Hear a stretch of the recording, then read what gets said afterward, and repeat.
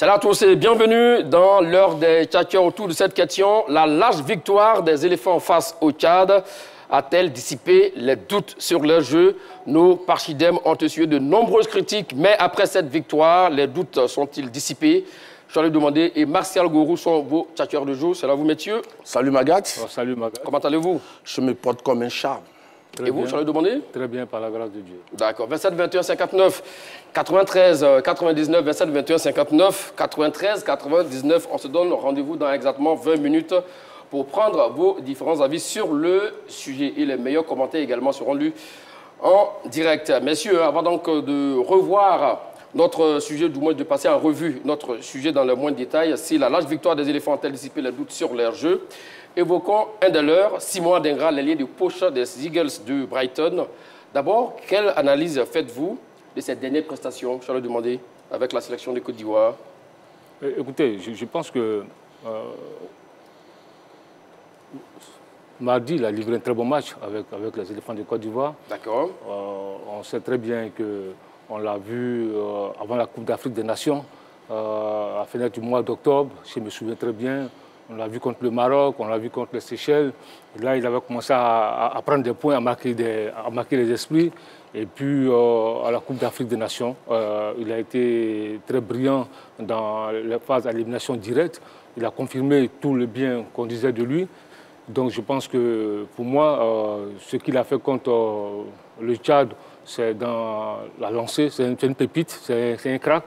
Je pense que c'est l'une des valeurs sûres de ce football-là, parce qu'on a la chance d'avoir un joueur capable de jouer à droite et à gauche, avec les deux pieds, qui est époustouflant, qui percute, qui est adroit.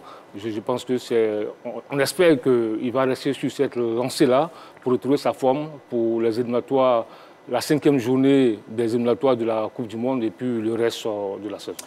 Très bien. Et vous êtes d'accord avec lui sur ses analyses?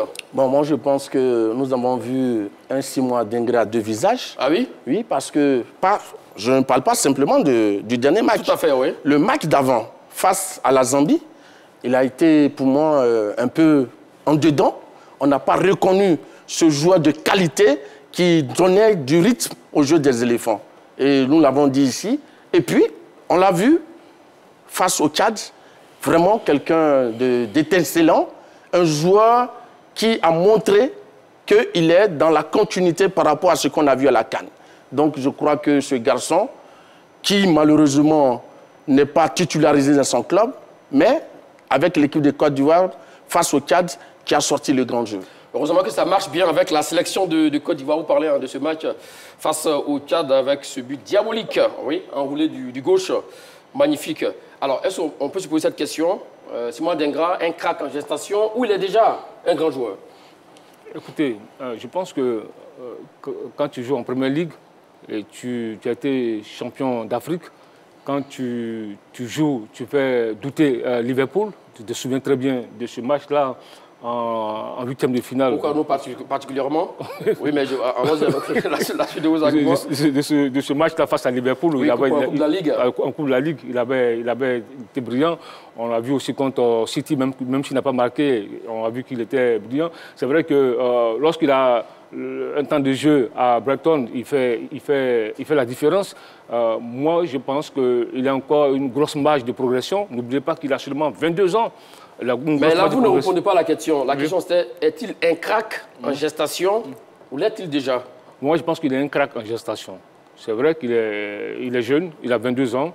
Et il va se bonifier au fil du temps. Maintenant, c'est à lui de franchir un palier, de viser un peu les étoiles, un club du Big Four ou une grosse écurie espagnole ou allemande. Parce que là, je pense qu'il a sa place là-bas. Brighton, pour moi, Brighton, franchement, c'est pas aujourd'hui, le talent qu'il a, ce n'est pas le club qui lui sied. Moi, je pense que c'est déjà un crack. Parce que Choilou l'a dit tout à l'heure, il a fait de grands matchs en Première Ligue, qui est considéré comme le meilleur championnat au monde. Et puis, ce garçon est un crack parce qu'il se distingue par ses performances dans son domaine d'activité. C'est ça un crack. D'accord. Voilà. Donc, champion d'Afrique, il est élu homme du match de la finale, s'il vous plaît. le match le plus important de la compétition. Et surtout avec cette il est désigné, oui, il est désigné comme le meilleur jeune de la compétition. Oui. Et puis, avec 2 passes décisives en finale face au Nigeria, qui a une défense assez rugueuse. Et puis, il marque un but libérateur en quart de finale face au Mali. Et puis, maintenant, pour terminer, il est en course pour le titre de meilleur joueur africain de l'année. Donc, quand on fait quand même... on voit tous ces éléments, je crois que ce garçon est un crack. On fait la somme de toutes ces performances. Oui, bien sûr, ce garçon est un crack. Oui, c'est un véritable crack. Et pas en gestation. Hein. Non, pas du tout. Non, je pense que non. Parce que c'est vrai qu'il faut qu'il confirme. Il n'a pas encore confirmé? Non, quand il dit confirmer... Parce qu'il a fait la CAN en finale. Écoute-moi. La carrière d'un footballeur ne s'arrête pas à une Coupe d'Afrique des Nations. Il faut être brillantissime. Il faut la régularité. C'est là rendez-vous. Non. Il faut être régulier sur ce qu'on appelle sur des saisons. Voilà pourquoi je dis, pour moi, à son âge, c'est un crack, c'est un grand joueur en devenir. Voilà ce que je suis en train de dire. Parce que c'est vrai, même aujourd'hui, quand tu vois en Première Ligue, c'est seulement 7 matchs qu'il a joué, un but et une passe décisive. Il n'a pas un temps de jeu assez important avec Brighton. Peut-être que si Roberto De Zerbi était resté, il allait lui donner un temps de jeu assez conséquent. C'est un joueur qu'il apprécie beaucoup. Maintenant, je dis, il a encore une grosse marge de progression. C'est à lui maintenant de confirmer. Voilà. Mais moi, je pense que le problème qu'il a en club, il a lui-même dit, c'est parce qu'il y avait un changement d'entraîneur. Et vous savez, les entraîneurs ont des préférences, ils ont des profils qu'ils aiment. Donc, je crois qu'en dehors de ça, ce garçon, chaque fois, à tous les grands rendez-vous, que ce soit en Première Ligue, que ce soit avec l'équipe de Côte d'Ivoire, la plupart du temps, il explose, il s'exprime, il est très performant. Donc, je crois que c'est un crack. La plupart du temps, il est au rendez-vous. Oui, bien sûr. Nous allons revoir, messieurs, à froid, son but marqué à la 37e du jeu face au Tchad mardi dernier pour ce 4-0 des éléphants de Côte d'Ivoire. Pour voir s'il est un crack ou pas, mon cher, je l'ai demandé. Avec, d'abord, il a fait un excellent appel sur la passe d'Evan Ndika. Cette diagonale, le ballon qui lui arrive là. Mais tout de suite, tout le monde savait qu'il allait faire ce geste-là parce qu'il affectionne ce genre de geste. Et ça, c'est le prototype des grands joueurs. Et là, il a confirmé, parce qu'on sait que personnellement, il va faire le même geste, mais quand il le fait, il le réussit. Et c'est le plus important. Oui, non, sur ça, on est d'accord. Oui. C'est une séquence, c'est vraiment un geste de toute beauté. Il a fait du Simon Adingra, parce que là aussi, il faut noter la passe lumineuse d'Evan Ndika, et qui arrive, son contrôle, qui élimine qu'on appelle son adversaire direct. Et puis cette reprise, l'enchaînement est merveilleux. Second poteau. Alors, l'enchaînement qui est merveilleux, oui. N'est-ce pas ça, la marque des grands joueurs? Mais attends, mais ce que je suis en train de dire, oui. même une pépite peut réussir ça. Ah oui? Oui, mais attends, mais une pépite... Donc, parce qu'il a fait ça, il est devenu un grand joueur. Oui, mais c'est ce qui se rencontre, oui. Non, attends, je dis pas... Je suis en train de te dire. Je dis pour moi, c'est un grand joueur en devenir. Aujourd'hui, pour moi, il faut qu'il confirme sur des années. C'est ce que je suis en train de dire. Sinon, je ne dis pas qu'il ne peut pas faire des enchaînements. Je ne dis pas qu'il ne peut pas... Quand il prend un garçon comme Lamine Yamal, le joueur de Barcelone, c'est les gamins, mais c'est dans le même registre. C'est le même registre. Tu prends le Nico Williams de l'Atlético Bilbao, c'est dans le même registre qu'Adingra. Tout ça, c'est des futurs stars. Mais ils ont le talent, ils prouvent à leur propre, mais il faut qu'ils enchaînent. Il faut être régulier. Aujourd'hui, quand tu vois les garçons comme qu'on appelle Ronaldo, qui ont passé presque 2 décennies en train de briller, les garçons comme Samuel Eto'o, Didier Drogba, comme Messi, c'est ce que je suis en train de dire. Je dis non, il faut qu'ils confirment sur la durée. Sinon, on reconnaît que c'est des cracks, on reconnaît que c'est des pépites, on reconnaît que c'est de la qualité. Lamine Yamal dont il parle, il a fait un héros extraordinaire. Exactement. Mais aujourd'hui, on le compte parmi les grands joueurs du monde de la planète. Oui. Mais notre Adingra a fait une prestation extraordinaire lors de la CAN en 5 matchs. Parce qu'il faut dire qu'il n'était même pas sûr de disputer la compétition, la CAN. Et il est arrivé, et son absence déjà, lors de la phase de poule, s'est fait ressentir. Et c'est la même chose pour Haller. Oui. Donc, il marque vraiment cette compétition. Mais ce qu'il dit également, c'est pas aussi faux pour lui. C'est vrai, c'est un bon joueur pour le moment. Mais il faut du temps pour confirmer qu'il soit... Aux âmes bien nées, la valeur n'attend point le nombre des années. Ce que je veux dire... L'expression ne colle pas. Ce que je veux dire... Écoute-moi. On va laisser terminer, oui. Terminons. C'est moi qui parlais. Pourquoi j'ai parlé de cette expression? Parce que tout à l'heure, bon, il est encore jeune, tout et tout. C'est pourquoi j'ai cité cela. Maintenant, pour en venir, quand Lamine Yamal marque une compétition comme l'Euro, qui est comme la CAN en Europe, et que Simon Adingra, du côté de l'Afrique, marque de son empreinte une compétition, je pense qu'il ne faut pas attendre trop longtemps pour dire que ce Donc, garçon pour vous, était crack. ça devrait On être l'a la vu même par la qualité de son jeu. Il montre qu'il est talentueux, il est performant dans son domaine, donc c'est un crack. Mais on n'a pas besoin d'attendre des années. Non, on dirait qu'on ne se comprend pas. Personne n'a dit que ce n'est pas un crack. Personne n'a dit ça. Je dis, c'est des futurs stars, c'est des stars en devenir. Pour moi, même il parle de Lamine Yamal, c'est vrai, mais il faut la continuité, il faut la performance, il faut la régularité. Aujourd'hui, là, où est passé le joueur, le petit qui était à Barcelone, comment il s'appelle là? Rafinha? Non, Amzou Fatou. Oui. Où il est passé? On l'a vu sur des matchs en train de débouler, en train de faire tout le monde. Amzou Fati. Ouais, Amzou Fati. Tout le monde a dit que voici la future star de Barcelone. Aujourd'hui, il est où? C'est pourquoi je dis il faut faire attention. C'est vrai, c'est des cracks, c'est vrai, c'est des pépites. Mais moi, j'attends. Contrairement à Fati, Adingra a déjà confirmé avec sa sélection. Mais ça, c'est important. Mais je dis il faut, sur la durée, on va le juger sur la durée. Sinon, on reconnaît que c'est des cracks. Monsieur Magatz, il est découvert, ce garçon, à quelques mois de la CAN. Oui. Il vient, il s'impose à la CAN. Et depuis lors, quand il vient en équipe de Côte d'Ivoire, il poursuit sur sa lancée. Donc, je crois que cela peut nous permettre de dire que c'est un crack. Et surtout, il a devenu une arme fatale. On n'a jamais dit que ce n'est pas un crack, M. Bachar Gourou. D'accord. Découvrons les statistiques du garçon. Lors du match Côte d'Ivoire-Tchad, il a joué 72 minutes avec seulement 2 tirs cadrés. Mais tenez-vous bien, un but, c'est qu'il donne 50% donc de réalisme, 48 ballons touchés, 88% de passes précises, 60% de duels au sol remportés. Ben, vous savez, avec sa petite taille, il n'est pas allé au duel. Donc voilà, il n'y a pas eu de duel aérien donc remporté. La note du match, c'est 7,4 sur 10. Là, c'est la marque clairement des grands joueurs. C'est-à-dire, dans un match, il peut être impactant. Il a eu 2 occasions, 2 tirs cadrés seulement. Il marque un but, ça fait 50% de réalisme. Et ça, c'est la marque des tout grands. Mais écoutez, pourquoi vous souriez? Il a été réaliste sur ce match. Très bien. Et tout à l'heure, lui-même le disait tout à l'heure, le match contre la Zambie, il a été fantomatique. Il a été fantomatique. Donc, c'est pour te dire qu'il faut faire attention. Moi, je reconnais les qualités du... C'est un garçon que j'apprécie beaucoup.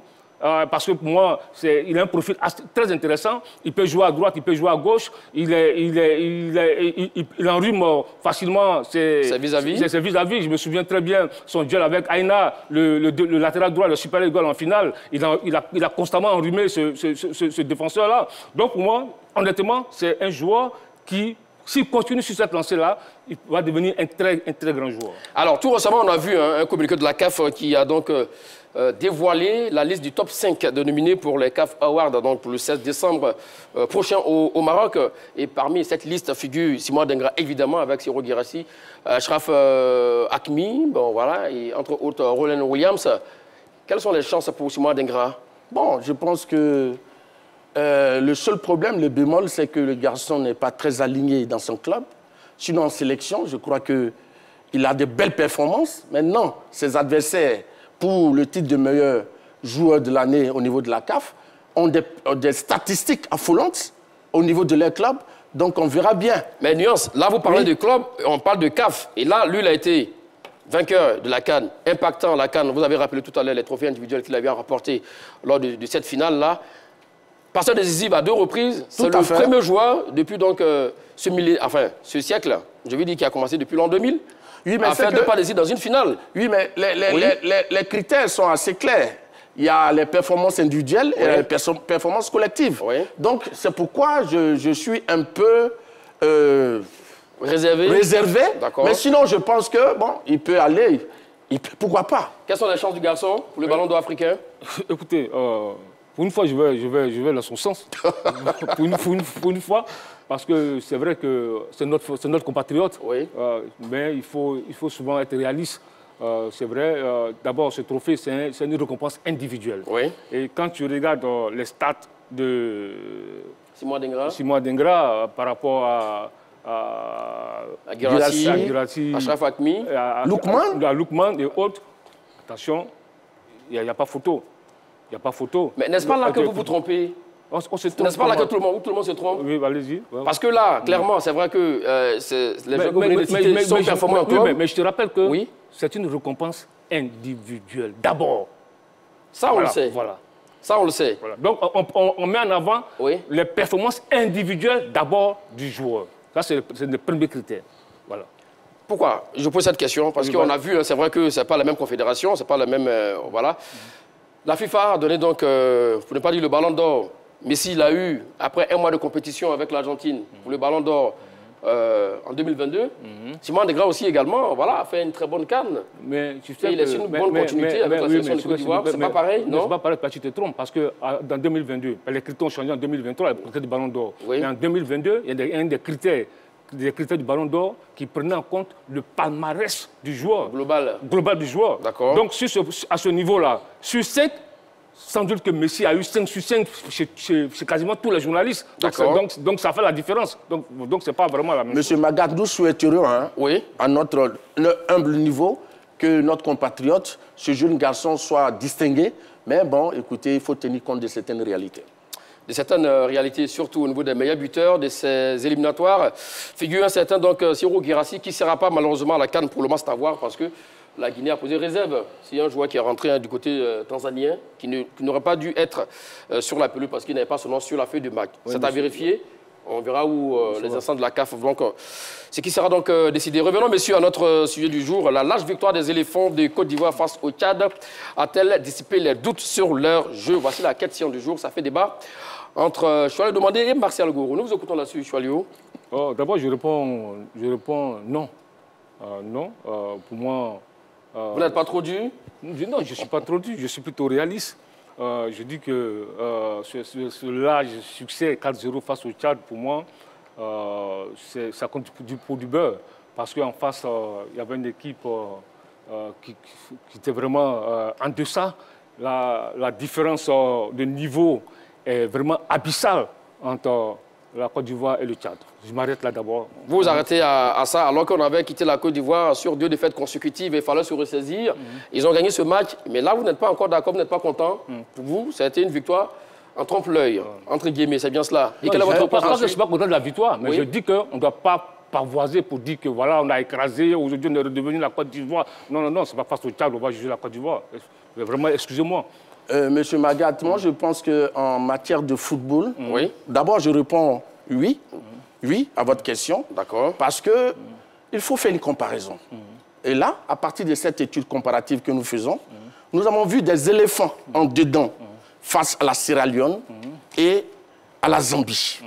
Et puis, après, on voit une équipe de Côte d'Ivoire face au Tchad, mais avec du contenu.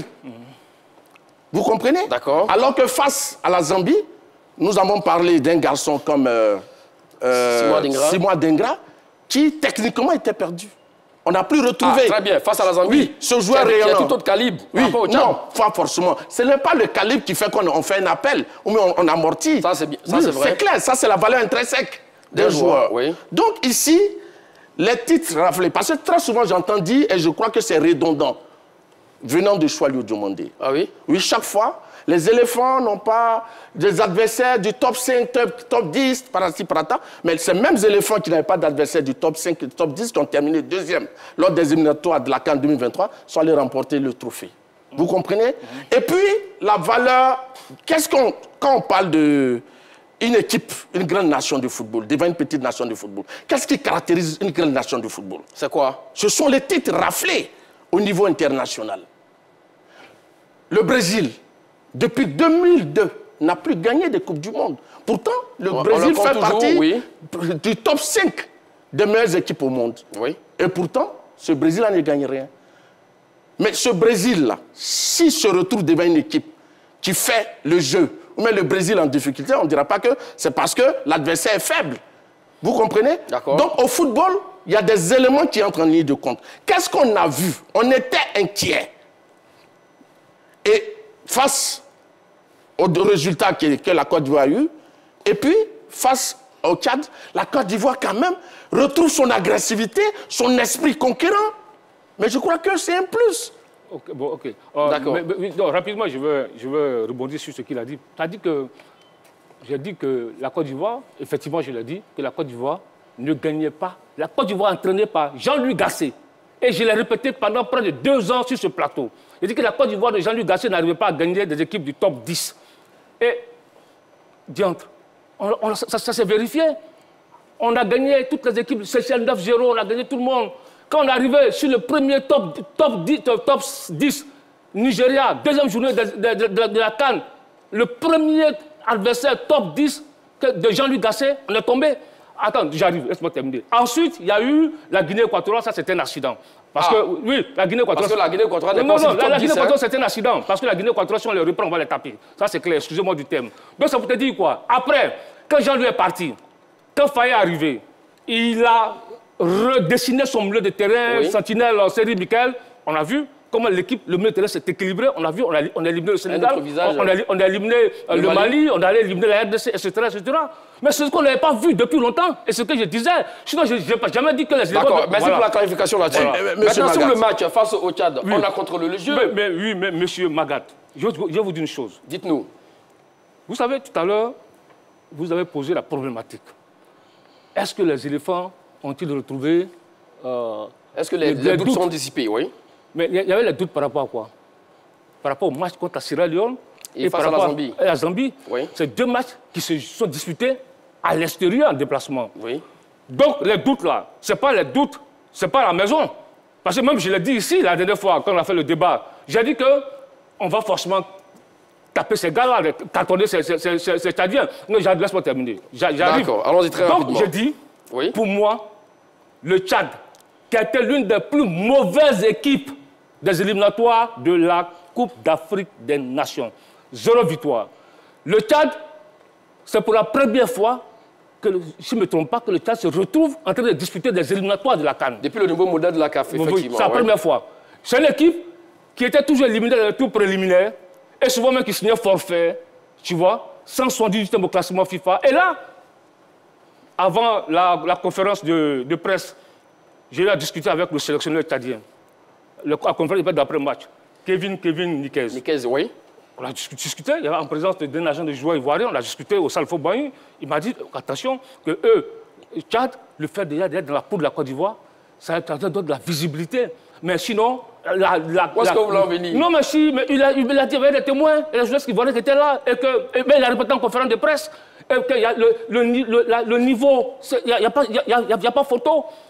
Voilà. Et mais pour ça, on ne peut pas occulter quand même la large victoire qu'on a eu à faire. Monsieur Magat, ce que je veux dire, oui. Parce que soit lui est trop accouté sur son histoire des niveaux. Mais le niveau, ce fameux Tchad dont il parle tant, avec mépris.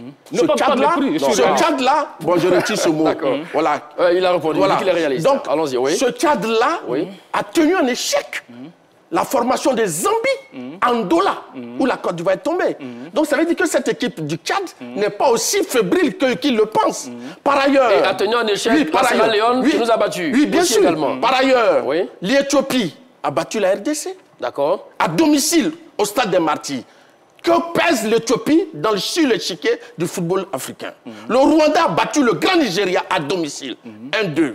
Le Malawi a battu le Burkina Faso. N'est-ce pas là des espoirs? Donc, ça veut dire que des nations considérées comme des petites nations arrivent à faire de bons résultats face à des équipes considérées comme de grandes nations. Vous savez pourquoi j'ai dit tout à l'heure qu'on classe les équipes comme des grandes nations par rapport à leur palmarès, par rapport aux titres qu'ils ont eus.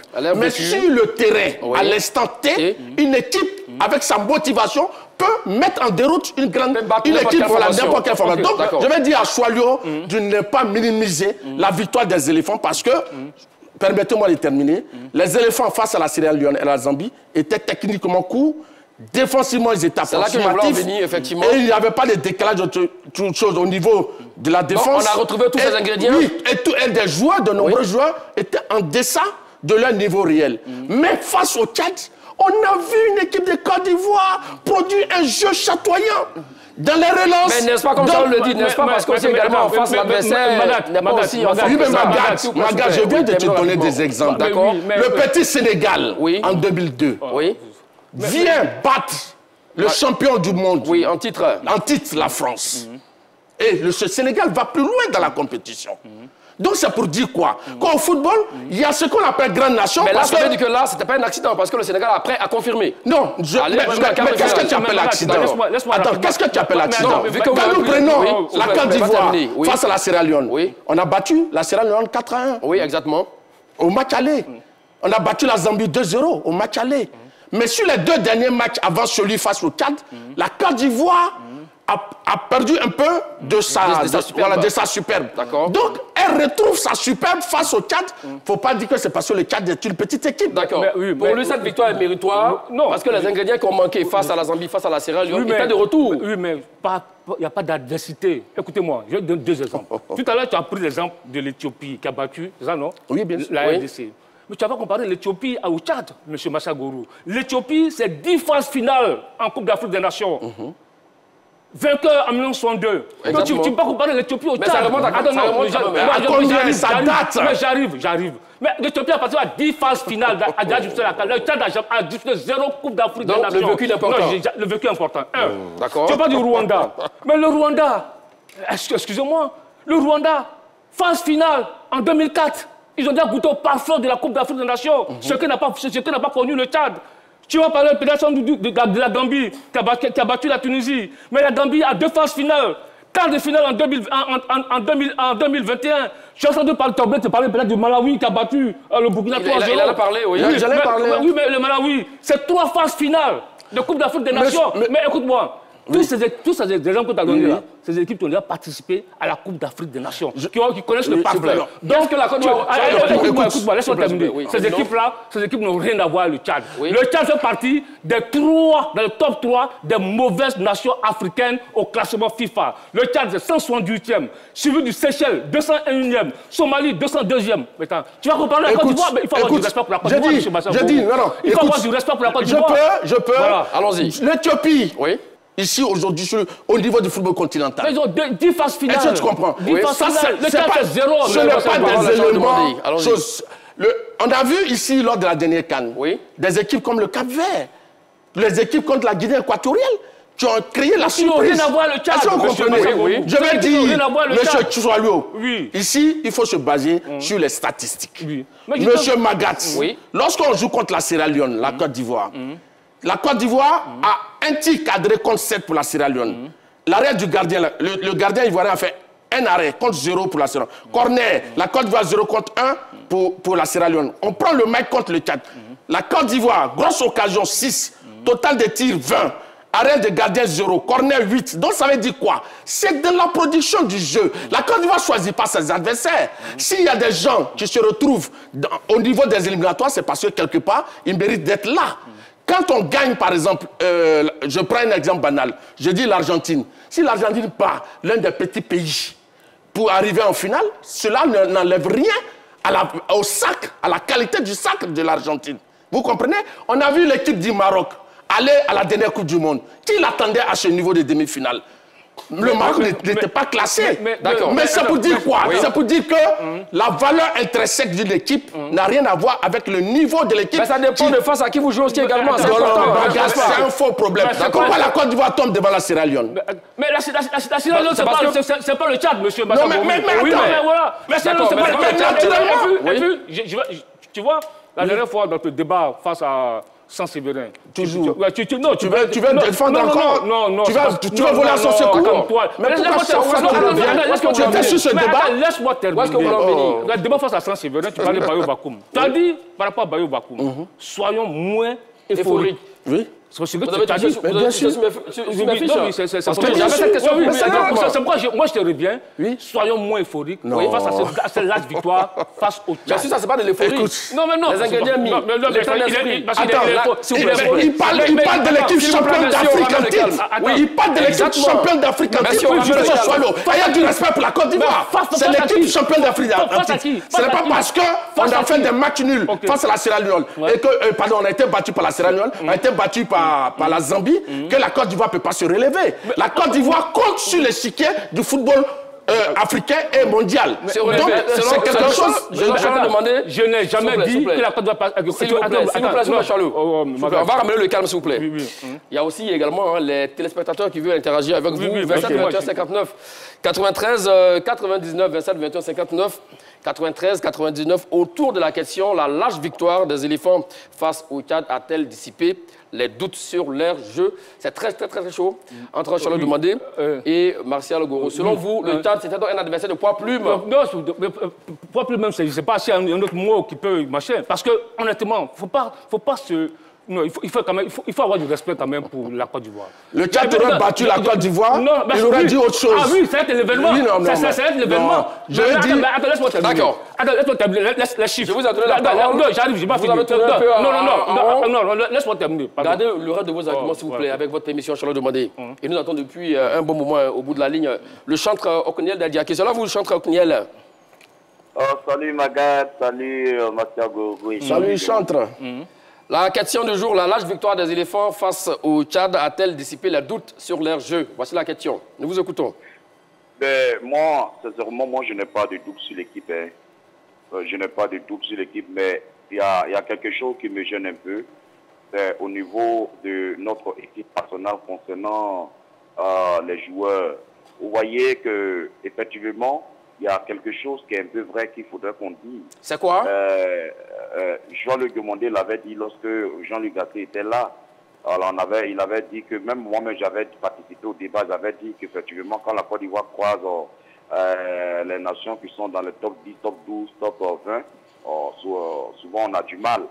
Et comme on appelle, quand on croise certains petits calibres, bon, on arrive à dérouler facilement. Et on l'a vu face au Tchad.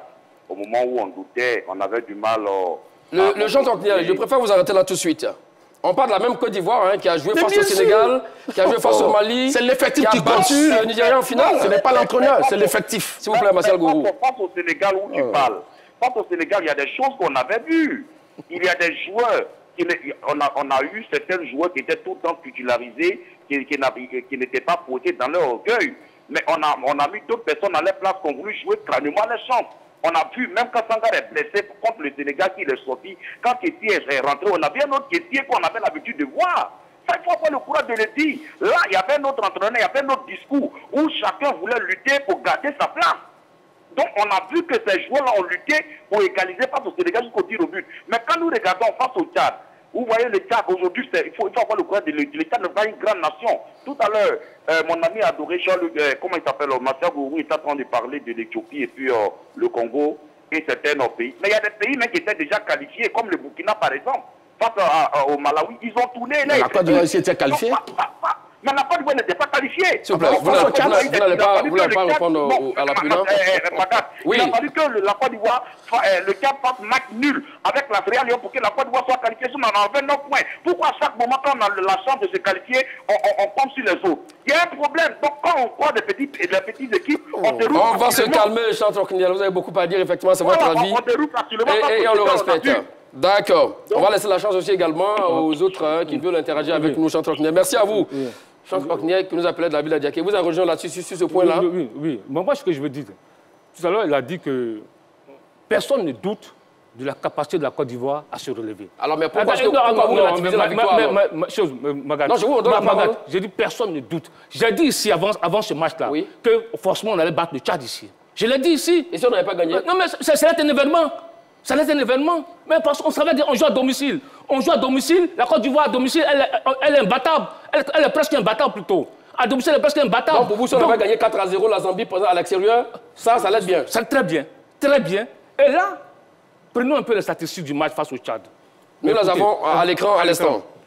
Avec l'aide de la réalisatrice Chimène Yobouembe. Alors, regardez. 4 tirs, 0 cadré. Pendant 90 minutes. Oui, pour une équipe qui joue. Pour le Tchad. Tchad. Oui. 4 tirs, 0 cadré. 3 corners, hors-jeu, 0.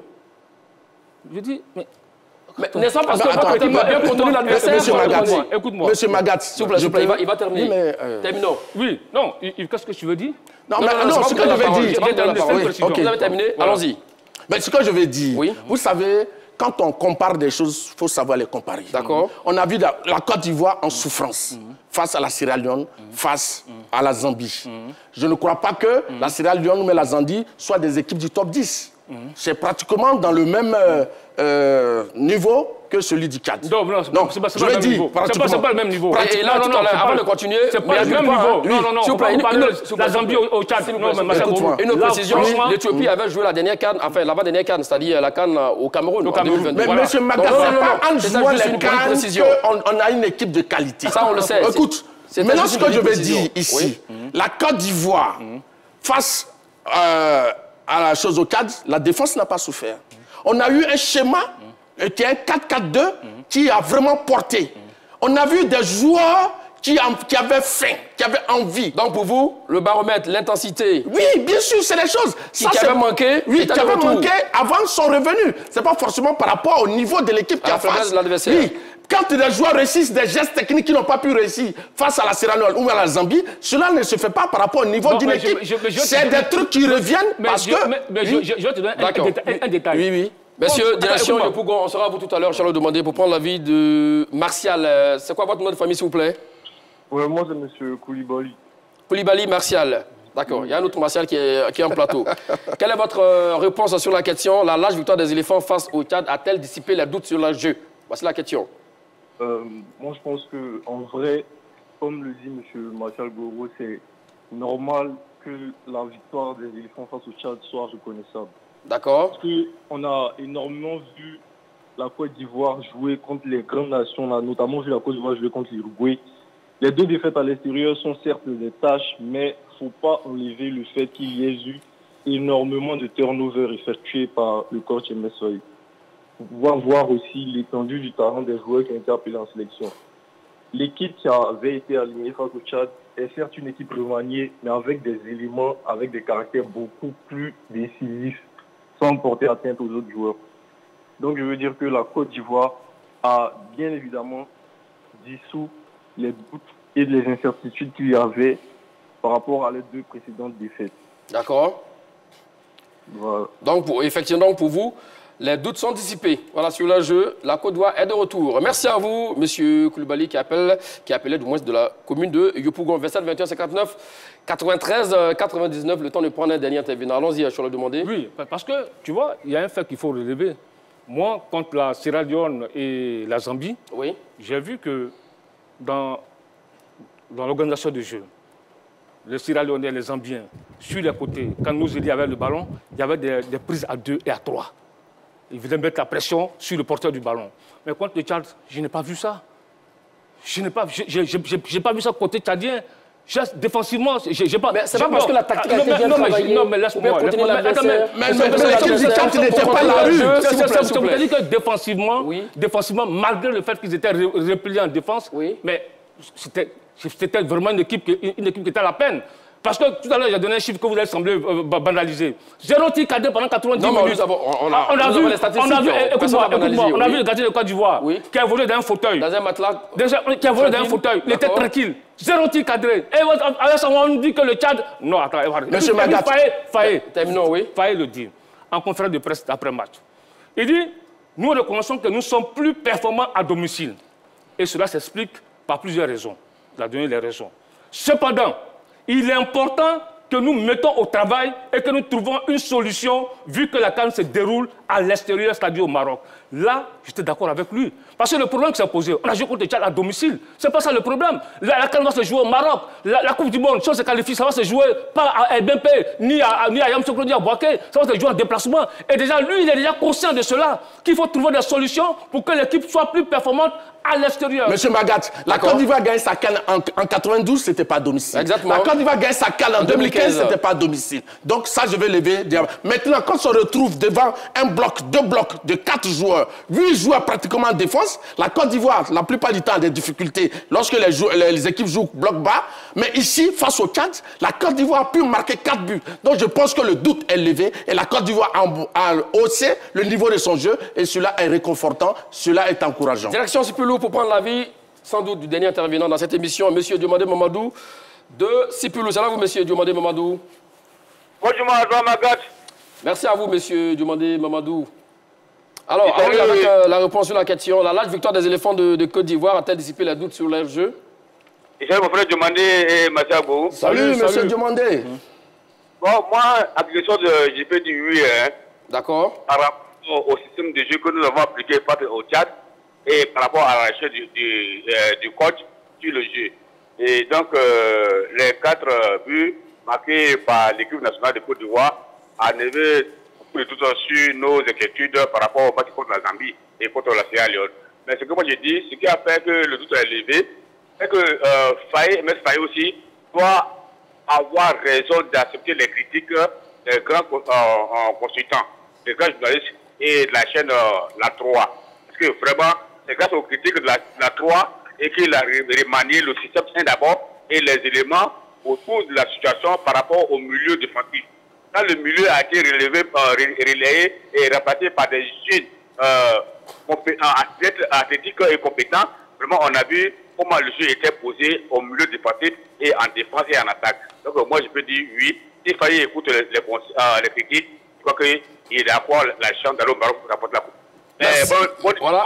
Merci à vous, monsieur Diomandé Mamadou de Sipulou. Pour terminer avec vous rapidement, mon cher Martial Gourou, le sélectionneur Kevin Niquez, donc du Tchad, même avait dit aussi également en conférence de presse d'après-match que oui, il reconnaît que la Côte d'Ivoire c'était un cran au-dessus, effectivement, et que son championnat était arrêté depuis, vu que d'ailleurs le stature de sa formation est composé de 90% des joueurs qui jouent donc, au pays. Le championnat étant arrêté aussi également. Pour les Ivoiriens, il ne fallait pas sortir les muscles face au Tchad. Le championnat tchadien, excusez, le championnat tchadien était arrêté depuis le temps. Les joueurs jouent sur le plan local, mais ce Tchad-là a fait match nul, a contrarié la Zambie sur son terrain. Donc, a fait match nul contre la Sierra Leone, qui sont habitués à jouer les Coupes d'Afrique. Donc, ça veut dire que quelque part, cette équipe a de la valeur. Bon, une équipe, effectivement, Niquez l'a dit, une équipe qui est constituée de joueurs locaux. Le championnat tchadien, moi, du mémoire de journaliste, je n'ai jamais vu une équipe tchadienne en train de jouer une phase finale de la Ligue des Champions, de la Coupe de la Confédération. Machin. Donc, tu vois, il ne faut pas tromper les Ivoiriens. Le Tchad n'a pas le niveau, n'a pas le niveau. Je me répète, pour qu'on puisse comprendre, ceux qui viennent venir prendre en marche. Le Tchad fait partie des 3 mauvaises équipes africaines. Ça, vous l'avez dit tout à l'heure. Non, vous l'avez dit. Parce que j'insiste là-dessus. On n'a plus assez de temps. Mais n'est-ce pas parce que la Côte d'Ivoire a facilité le travail? Voilà, Amaka, 2 buts à la mi-temps. Mais ça, c'est pas une surprise. C'est le train qui arrive à l'heure. La Côte d'Ivoire forcément battre le Tchad. Mais dis que parce que la Côte d'Ivoire a battu le Tchad, donc la Côte d'Ivoire a retrouvé son football, je dis non. Messieurs, en 30 secondes, échéance future, comme sur de roulette, parce qu'on a gagné, on s'est qualifié pour la CAN Maroc 2025. Il y a des échéances qui arrivent, les éliminatoires de la Coupe du Monde. Oui, mais je crois que la Côte d'Ivoire, au niveau des éliminatoires de la Coupe du Monde, est leader de sa poule avec 10 points. Et la Côte d'Ivoire a joué 4 matchs, gagné 3 et un nul. Donc je crois qu'elle va poursuivre sur sa lancée. D'accord. Oui, mais là, je pense qu'à ce niveau, Faye Hermès, en conférence de presse, il a dit qu'il faut apprendre maintenant à aller gagner avec un état d'esprit, gagner en déplacement, parce qu'effectivement, il le faut. La prochaine fenêtre, le 17 mars 2025, la Côte d'Ivoire joue contre le Burundi en déplacement. C'est un match qu'il ne faut pas se louper, parce que ce match-là, au même moment, le Gabon, qui est 2e du groupe, avec 9 points, joue les Seychelles. Donc, un faux pas face au Burundi va permettre, si le Gabon bat les Seychelles... Il est déjà à l'horizon. Oui, mais pourquoi lui, il a peur pour le leader et ceux qui ne sont pas leaders, ils ne doivent pas avoir peur de la Côte d'Ivoire. C'est pas sérieux. Le Gabon joue contre les Seychelles à domicile. Attends, mais il faut comprendre ça. C'est le Burundi qui doit inquiéter la Côte d'Ivoire. Le Burundi, je ne dis pas que le Burundi va inquiéter la Côte d'Ivoire. La Côte d'Ivoire a déjà fait un nul au Kenya. La Côte d'Ivoire s'est fait battre par la Sierra Leone. La Côte d'Ivoire a perdu en Zambie, dans la même zone. Donc c'est pourquoi j'ai dit, Faye a compris cela. La Côte d'Ivoire a gagné le Tchad lors des éliminatoires de la CAN à l'extérieur. La Côte d'Ivoire a gagné le Tchad. Monsieur Magat, la Côte d'Ivoire a gagné le Tchad à l'extérieur lors des éliminatoires de la CAN 2023. La Côte d'Ivoire peut gagner aussi à l'extérieur. D'accord, on verra bien. On verra ce que l'avenir nous réserve. Messieurs, la large victoire des éléphants de Côte d'Ivoire face au Tchad a-t-elle dissipé les doutes sur leur jeu? Martial Gourou, vous avez 30 secondes, je pense que les doutes ont été dissipés. Les Ivoiriens avaient des doutes parce que la Côte d'Ivoire s'était mal comportée face à la Sierra Leone et au Tchad, et à la Zambie. Mais face au Tchad, on a vu quand même une équipe qui a réussi son niveau de jeu. On a vu des joueurs qui ont raté des gestes techniques face à la Sierra Leone au Tchad, retrouver leurs gestes techniques. Donc, quelque part, je pense que la Côte d'Ivoire a amélioré son jeu. Il y a eu du contenu, donc il n'y a pas de raison que le doute ne soit pas levé. Écoutez, moi je pense qu'il faut seront moins euphoriques. La Côte d'Ivoire face au Tchad, c'est vraiment David et Goliath. Le Tchad, c'est le 168e au classement FIFA, fait partie des 3 mauvaises équipes africaines. Et face à la Côte d'Ivoire, 0 tir cadré. Moi, je pense que ce cadre-là, qui n'a jamais disputé une phase finale, qui pour la première fois se retrouve en train de disputer des éliminatoires de la CAN, le Tchad était toujours éliminé au tour préliminaire et souvent même signé de forfait. Je pense que ce cadre-là n'a pas le niveau de la Côte d'Ivoire. Donc, la Côte d'Ivoire a gagné le Tchad, c'est le train qui arrive à l'heure. Si c'est le contraire, ça va être un événement, mais je pense que Bon, le temps que vous êtes parti est terminé. Voyons donc le résultat du sondage autour de la question. La large victoire des éléphants face au Tchad a-t-elle dissipé les doutes sur leur jeu? Vous avez répondu oui pour 41% et non pour 59%. C'est pas aussi loin que ça, hein. Voici donc la trêve internationale du mois de novembre est terminée, mais nous allons revenir sur des sujets éléphants qui ont sans doute besoin d'être élucidés. Dites-nous, entre Martial Gourou et Charles Demandé, qui a été le plus convaincant sur l'adresse, la page Facebook officielle de la 3 pour départager nos deux débatteurs. Merci à vous, Charles Demandé. Merci à vous, Martial Gourou. Merci, Magat. Merci à tous et à toutes de nous avoir suivis. Le meilleur du débat sportif, c'est sur la 3. Allez, salut.